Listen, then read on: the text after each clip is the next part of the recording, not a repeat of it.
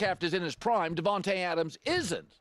So I wouldn't like this move. No, it's different. I do like this move because of Sean McVay, the offensive culture. They've already got a number one in Puka Nacua. So if Davante now is a 1A or a 2, it fits. This is very much, this move by the Rams, it's essentially a one-year deal. It's very similar to Jimmy Butler going to the Warriors. The Rams are lining up all their offensive pieces around Matt Stafford because the Rams feel like, hey, we've got 1 to 2 years of great Matt Stafford left. That's what the Warriors felt. We got a couple of years of Steph being great. Let's get him a legit 2. So Sean McVay knows offense. The Rams have a feel for offense. And they've got an incredible defense that is young and super cheap. So they're flexible. This is a totally different move.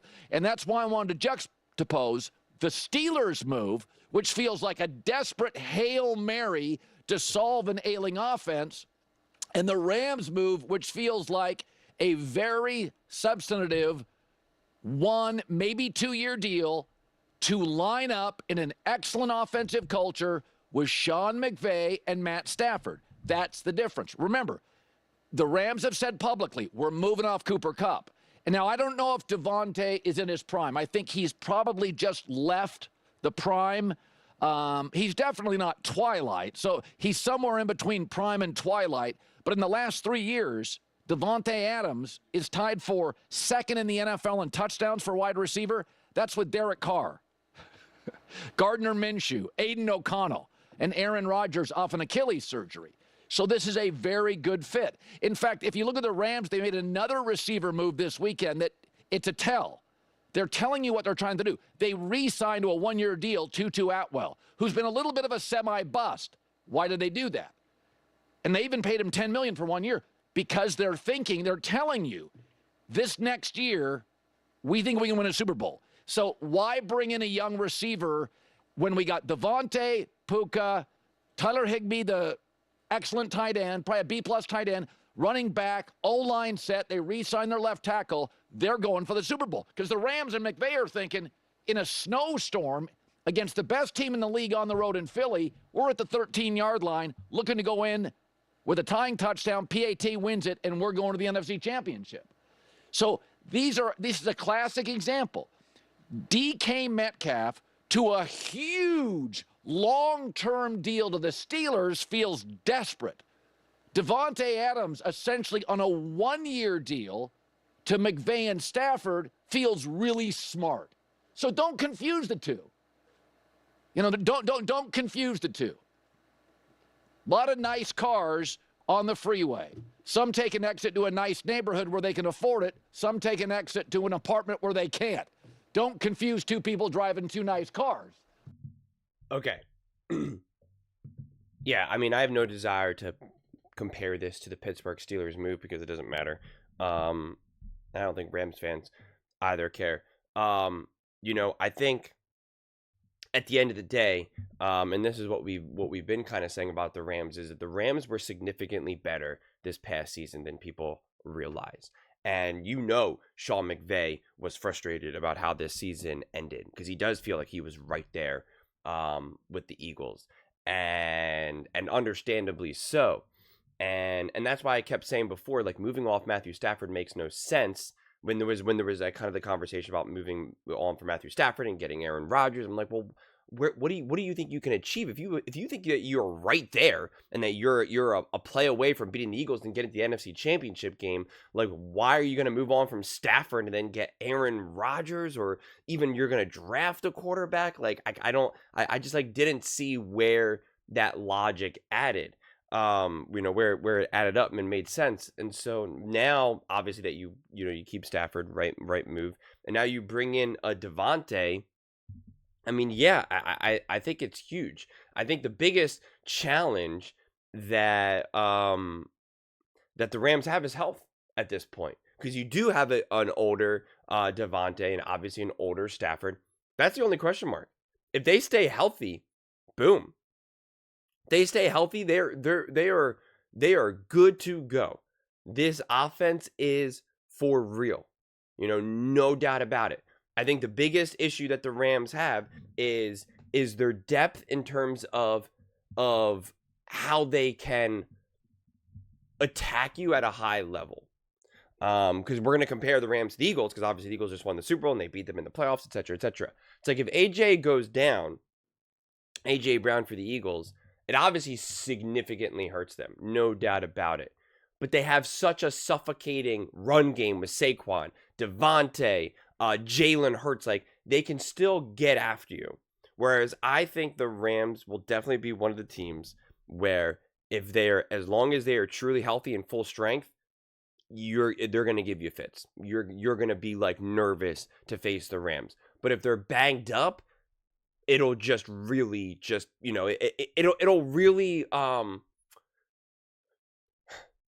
their level of resilience, and I think this is one of the issues when you have like a quarterback like a Matthew Stafford, or you're relying so much on the deadliness of a 1-2 punch, whether it was with Puka Nacua and Cooper Kupp, or Davante now and Puka Nacua. I think that's kind of the risk you run. But I don't think that it's a bad thing. Like, I don't think that that's like, oh, they have to do something to figure it out. And again, I know that they're still going to have a run game and that they still have, other things to do. But it's just, I'm not looking at it through the lens of like, oh, I just want this team to be a good team. It's just like, I'm looking at it through the lens of like, no, like this team does have Super Bowl potential. So what are some of the things that could trip them up along the way? Or if they do face adversity along the way because Davante is down or Puka is down, you're not automatically just throwing them into the trash, which is what a lot of people did last season. And they made many people look like fools because, again, here they are, dominating the Vikings and then going toe to toe with the Philadelphia Eagles. So it's going to be interesting, honestly. When a move like this happens, I automatically try to think like, okay, Eagles, Rams, NFC Championship game, what does it come down to? Is it Puka Nacua and Davante? And then Davante and AJ and Saquon? Like, what is it?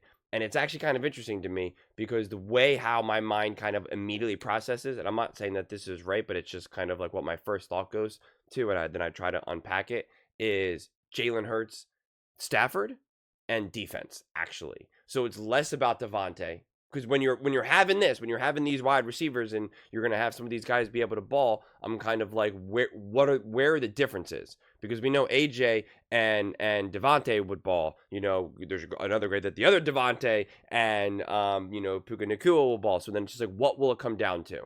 And it'll be like, who's ready to make the bigger plays? Stafford or Jalen? And then the defense. Who comes up with the big play? Who forces the fumble? Who breaks up? When Puka Nacua is going deep, or Davante or whatever, and it looks like it's going to be an unbelievable catch. Who breaks up that play? Does AJ get the play broken up? Does Devontae Smith get the play broken? Like that to me is what it ends up coming down to. And in a way, that's how this game came down. The Eagles versus Rams came down to this past season. Jalen Hurts rips off a 44-yard touchdown run. Jalen Carter punches, the ball out, gets after Stafford, forces fumbles. Like, at the end of the day, that's what it still came down to. And I think that's what it probably would still come down to, because you're probably looking at two very high-level offenses going toe-to-toe against each other in a winner-go-home game. And it's just like, are you going to say, oh, the Rams won this game because Puka Nacua went off or Davante went off? Or is it going to be more like, no, the defense was able to shut down A.J. Brown. The defense was able to get after Jalen Hurts. And again, you can't use the snow game as a great example of that now, of what happened, because it was a blizzard. It was a snow game. So you can't necessarily use that as a reference of what will happen next. You can't be like, oh, well, we got to Jalen Hurts last time, and it's like, yeah, that was a very uniquely specific situation. Because then the Eagles can say they forced all those turnovers and got after Stafford, and Stafford almost threw like 3 interceptions that game. So it's like that game is already retired. It's interesting how it unfolded, but yeah, I think you can look at it from a more zoomed out lens, not such a zoomed in lens. In terms of using that game as a reference point. I'm also a firm believer in that a new year is a new year.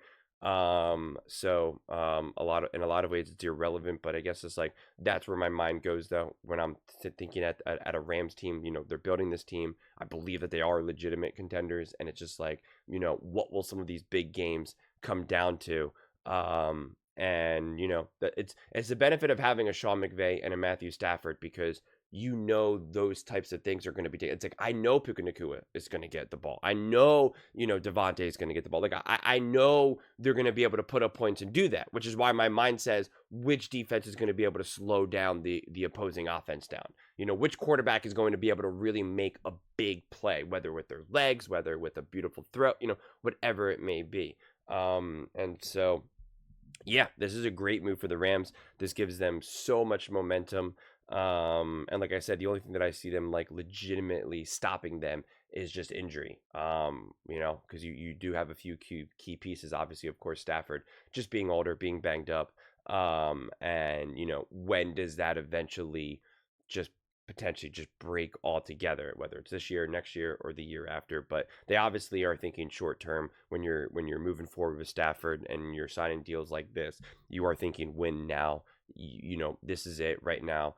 You have the balance of the young defense. You now have the balance with the veterans on offense, combined with Sean McVay, and I think it's just a great place to be in. And so they already are easily the front runners to come out of their division.